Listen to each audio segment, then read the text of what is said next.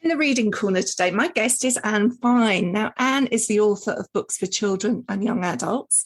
She's also the double recipient of the Carnegie Medal for Goggle Eyes in 1990, for which she also picked up the Guardian Fiction Prize, and Flower Babies in 1992. She's a former Children's Laureate from 2001 to 2003, during which time she advocated for children's access to books at home. Today, we're talking about Shades of Scarlet, published by David Fickling and now available in paperback. Scarlet is mad with her parents. Mum has moved out of the family home at what appears initially to be the drop of a hat, and she's taken Scarlet with her. Scarlet's dad appears to offer no resistance. Perhaps his family are not worth fighting for. Scarlet is stuck in the middle, and as far as she's concerned, both her parents are behaving badly. And then Scarlett's mum gives her a bright, new, shiny notebook in which she can record her feelings. A little introduction to the book there, Anne, but if you were introducing the book, what would you have said that I didn't say there? Well, not very much. I mean, I think you have introduced the book well. I mean, I would say about Scarlet that she is on the cusp of that sort of strange teenage age where, if a small child resents what's happening to them, you're often a little bit more suspicious about whether they're justified in it. What is interesting about Scarlet is that she's reached the age where she's quite often right. And this is what going to annoy her parents most, or certainly her mother is going to find particularly difficult, because when a marriage falls apart, I think everybody likes to think that they have behaved about as well as they could possibly have done. I mean, we all need to feel that, don't we? And Scarlett's got this sort of clear-sighted, beady-eyed teenage look, and she's looking at both her parents with a clarity that both of them are finding very, very uncomfortable. I find that the most interesting time in teenage because, to put it bluntly, teenagers can be exhausting. But sometimes a teenager will cut through with such honesty and such accuracy that it absolutely floors you as a parent. And that is what happens to these parents through this book. She's not always right, and she doesn't have the qualities that an adult has, she could do with a bit more compassion and a bit more of a sense of proportion, but she's not always wrong. Mm. And one of the things that does emerge as we go through is that the adults don't always live by the same standards that they expect from her. So there's one incident where both Scarlet and her mum are keeping a secret from each other. Scarlet's wagging school, and Scarlet's mum has gone off from a day off work, but neither of them has told each other.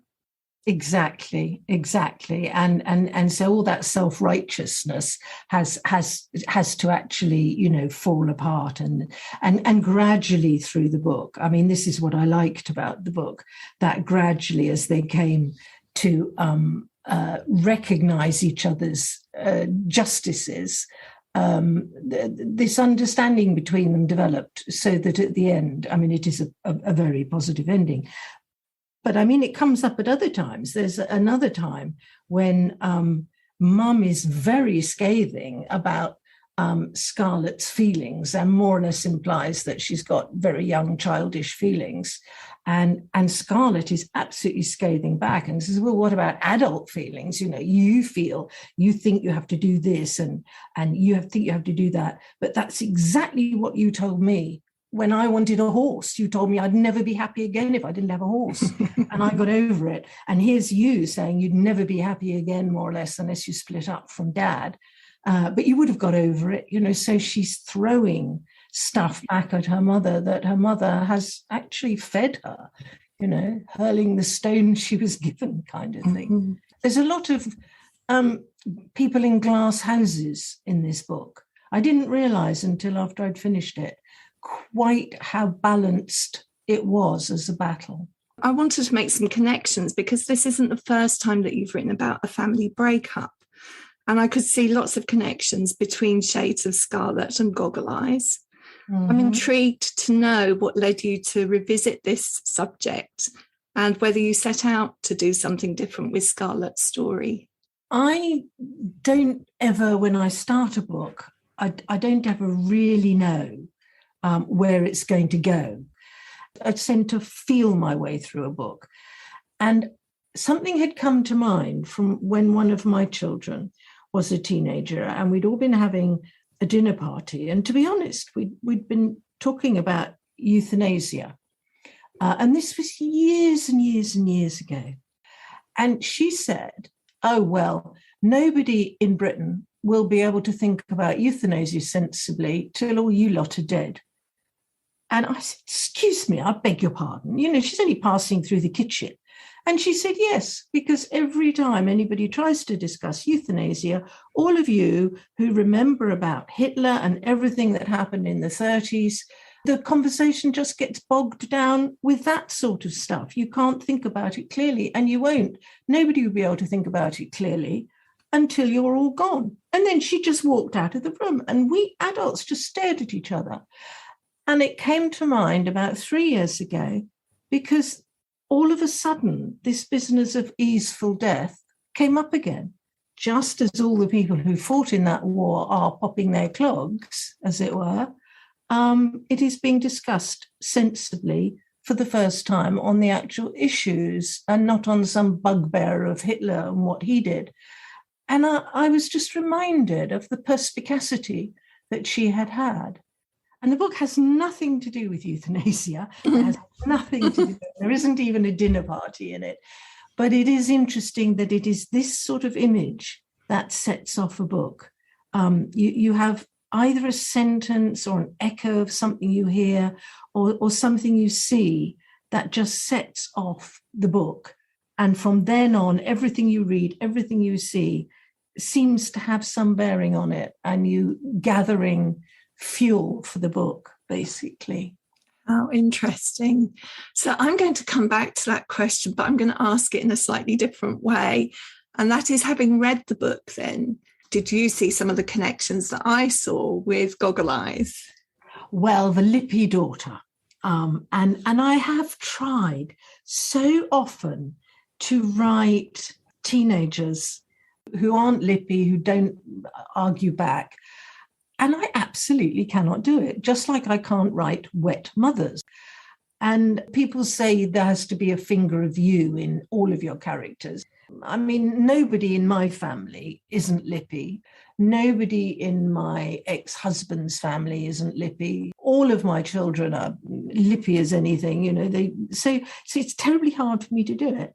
I have done it with only 2 characters, and I've made them both boys, interestingly. You know, one is Ali in The Stone Menagerie. That is a very autobiographical novel in a funny psychological way. Mm. And the other is Tom in Round Behind the Ice House, which is, I think, the most personal book I've ever written. And they are both people who don't talk back. I don't know, maybe I'm a bit sexist, maybe it's a bit gendery, but I can't do it. Mm-hmm. Which brings me slightly to another point, which people often talk about humour in your writing. But I never feel when I read you that you're trying to write comedy. I always feel that this is more to do with a perspective on life. I think, you know, this saying, the author is the book. I think that my personality just keeps coming out. And I think that the difference, the weirdness of it is that I have an extremely black and dark view of the world. And I'm a dreadful worrier. And I still bite my fingernails till they bleed. And yet I have a very, very cheerful disposition. So I think that's why things end up either as comedies, if I'm in a very good mood for writing, or as black comedies if I'm not. I loved reading comedy as a child. I loved Jennings. I loved William. Anything that will make me laugh. And so, for example, in Shades of Scarlet, there's this lovely, lovely bit where they're doing a communications class, and one of the children has to describe something without showing a picture of it, and the partner has to try and draw it. And they come to blows. I mean, within actual seconds, they're almost ready to thump each other because she thinks that his description is pathetic and he thinks she's being, stupid, not understanding exactly what he's saying, even though it's close incomprehensible. And this is something that one of my daughters came home with from university, where she had done this experiment when she was doing psychology at university. And she was extremely funny about it. So I do steal funny things that happen around me. I certainly recognize a good laugh when I see one. I want to come to talk a little bit about the way in which the book is written. The diary is a very interesting device, I think, very different from a straightforward first-person narration.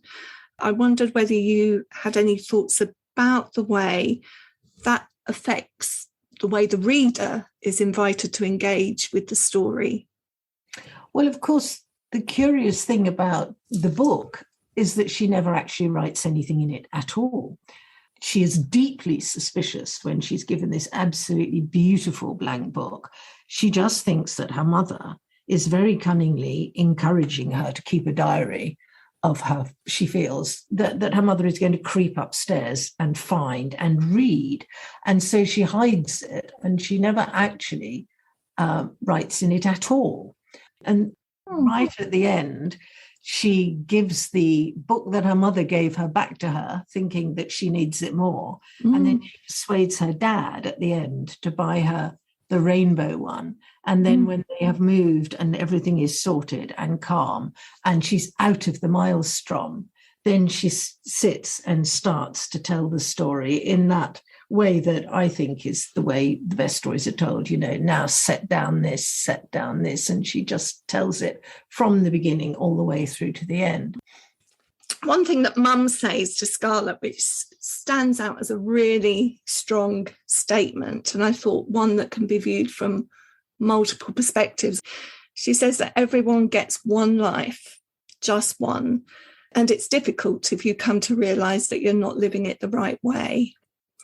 There's a sort of, yes, I understand that, but there's also a sort of selfishness to it, isn't there? Yes. Oh, yes. And at another time, she makes exactly the same point, doesn't she, about that she's using the bricks of her own life to build Scarlet's life. That sort of self-sacrificial life. There's a beautiful poem by somebody that says, here is a life. It hasn't been used. I give it to you, my daughter. I pass it on. And I think in order to break out of being a parent in the way that we think is ideal, i.e. providing security to a child right until they're completely grown up and left home. So I think you do have to have an element of determination and selfishness to break out of that. You do. And I think Mum is in that frame of mind when it happens. And she is being pretty selfish, isn't she? She is.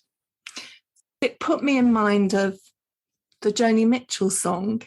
Do you know the Joni Mitchell song, Shades of Scarlet? No. Shades of Scarlet conquering, and the final lines are "a woman must have everything," and it's referencing Scarlett O'Hara and Gone with the Wind. Yeah, now it's not like that, but I thought that was interesting. No, that is interesting. No, I haven't heard the song. I do think one of the things that was in my mind was a fortune cookie I once got, and it said something about, or maybe it's a Chinese proverb, but it says you can have what you want most in the world, but to get it, you must give up what you wanted second and third. And I found that utterly, utterly, utterly chilling, because at some level, I suspect there's a huge amount of truth in it. And she would be in that frame of mind, all of a sudden she's decided what she wants most is her freedom, the mother this is. And of course, in order to get it, she has to give up the security of the family and the support of, her rather drab and easy but supportive husband. I mean, he is a supportive husband and he's a decent man.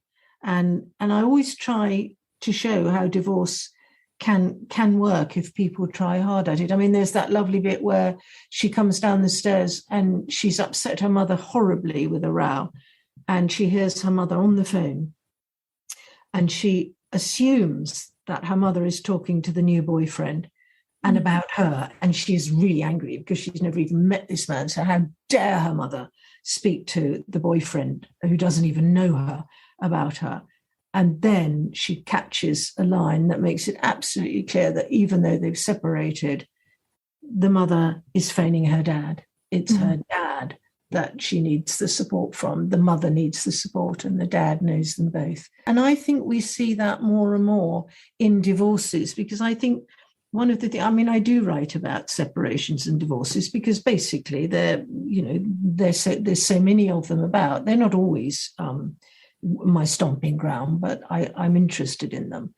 But even in my lifetime, the support for being recalcitrant in a parent after divorce from the friends, taking sides, has completely melted away. It's now socially understood, isn't it, that you should make an effort to make it easier for the children, which is, of course, the point that I was making in Madame Doubtfire 30 years ago. But I think that point has culturally taken over a bit to the vast improvement of divorced and separated children. That's interesting. You took me by surprise with that phone call as well. And it was a lovely moment when it was revealed that it was the father. I mean, Scarlet has a confidant too, just like Kitty and Helen in their support of each other.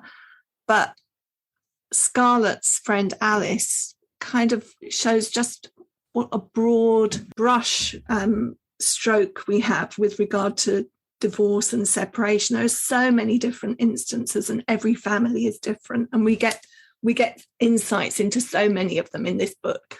Well, I'm glad. I mean, every family is different and they are all different in their own ways. And I like Alice's family because, I mean, I love the idea of the parents just arguing about everything and anything across the table, because there's elements of that in my family. I mean, my ex-hubby and my children's father is a philosopher. So he argues for a living, as it were. And then he comes home and he argues recreationally. And now that my daughters are both grown up and academics as well, when you see the three of them in a room, I mean, they just never stop arguing. I mean, it's not unpleasant. It's just usually academic. But they will argue about anything. They'll argue till the cows come home. So it's sort of the atmosphere in which A, I was married, and B, I still see it on family occasions all the time. I'm fascinated by it.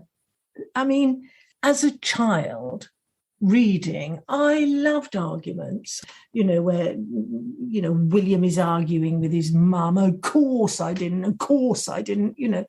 I just loved arguments, and I love them in books. In the end of Madame Doubtfire, there's an argument that goes on for 30 pages or something. It's extraordinarily long. I think there's a difference between argumentation and arguing as well, and using that form of argument to really explore ideas. And to explore feelings, because in an argument, people do burst out with what they really think, and to have both sides of it put. So, I mean, they're terribly useful. People just went away and sulked or went away and licked their wounds. There wouldn't actually be much of a novel, would there?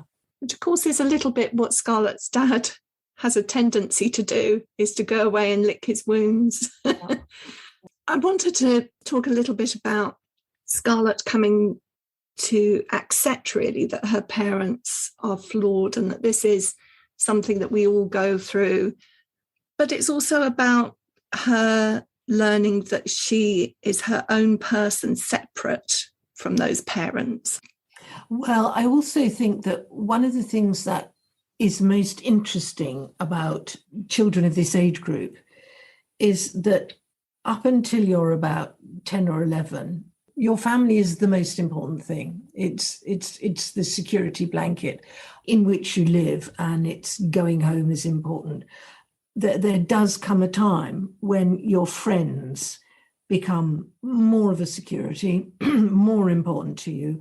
I'm not saying your parents aren't important, because they still incredibly are, but because a lot of it is the carborundum of brushing up against them, the friends who are always on your side, you can sort of WhatsApp or whatever it is, your group, and say, my mum was just horrible to me.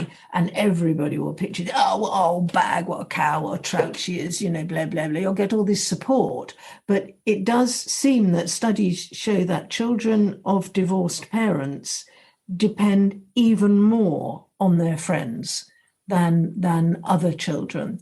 And I think that's an interesting one, because obviously Alice has always been her best friend. But Alice and Jake and all these people become more important as she feels the distance between herself and her parents, because she is no longer quite so impressed by either of her parents. She's not impressed by what her mother's doing and done, and she's not impressed by how her father has responded to it. She basically thinks he's been quite wet. And so naturally, she will, without even realizing what she's doing, she's going to need her friends more. And so through the book, we see her spending more time with her friends. And of course, there will be teenagers reading this story, but I was an adult reading it. And, at the end, I mean, you've already said that there's a happy ending, so no plot spoilers here. But I'm reading it thinking, I'll be your mother one day. Of course, you have no idea what the happy ending is. You don't know whether the happy ending is her coming to terms, or whether the parents get back together, or whether the stepfather figure stays on the scene or not. I mean, so that you don't need a spoiler, because it will unravel. Yeah, I do think this business of you'll go through it yourself. And there you might be arguing that what mum has done will serve her in good stead, because there's that bit at the halfway through the book where she goes on about, well, what would justify you in leaving? She doesn't think her mum is justified in packing it in, but she thinks if you were married to a gambler and you earned all the money and then they just spent it all, or a drunk, or somebody who hit you, and she goes through a whole list of people who, if you lived with them, you'd basically be mad to stay and give your life over to supporting a relationship that essentially was not worth doing. And she's asking herself, well, was mum's life that bad? But these are terribly important questions that everybody who ever starts a long-term relationship with anybody, marriage or not, has to ask themselves, is it worth it? And I thoroughly enjoyed Shades of Scarlet. And of course, I've enjoyed talking to you about it as well. Before we depart, I know you have another book coming out in February, Aftershocks. I wonder if you'd tell us a little bit about that. Well, Aftershocks is a very different sort of book. In my extended family, there was a death of a child. Now, I was quite removed from it in one way, but I was incredibly close to one of the people who was most battered about by this horrible loss. And I was concentrating on the business of grief. So it is a book about grief, and Louis has lost his brother in an accident, and it's an exploration. And I really have been asked to write about grief so often. I've never thought of how to approach it. But in this, there is a sort of distancing that came from reading, interestingly enough, an article in the London Review of Books about the tsunami in 2011 in Japan, where after that dreadful business with so many deaths, there were all these strange ghostly events and curious happenings, and the way in which the community dealt with it. And somehow the distance of that mirrored with the distance of me being close to this bereavement, but not that close. And so it's partly a ghost book, it's partly a coming of age story, it's partly an adventure story, which is very unusual for me because I'm not good at adventures. I take the line of that explorer who said, I hate the very word adventure. To me, it just means something has already gone wrong. That is my view of adventure, but I've been very brave in this. And I think it does talk about how people come to terms with great loss. And it's for older children, I would say it's for 10 plus. And I mean, actually, I read it for the first time all the way through again last week, and I thought this is actually really gripping. I don't often think that. Well, that's good to know, because it's next on my reading pile. Excellent. So thank you so much for joining me in the Reading Corner, Anne. Thank you, Nikki. It's been a real pleasure. Thank you. In the Reading Corner is presented by Nikki Gamble and produced by Alison Hughes. If you have enjoyed this podcast, please leave us a review. If you would like to find out about other events and courses, visit justimagine.co.uk. Join us again in the Reading Corner on your favourite podcast platform.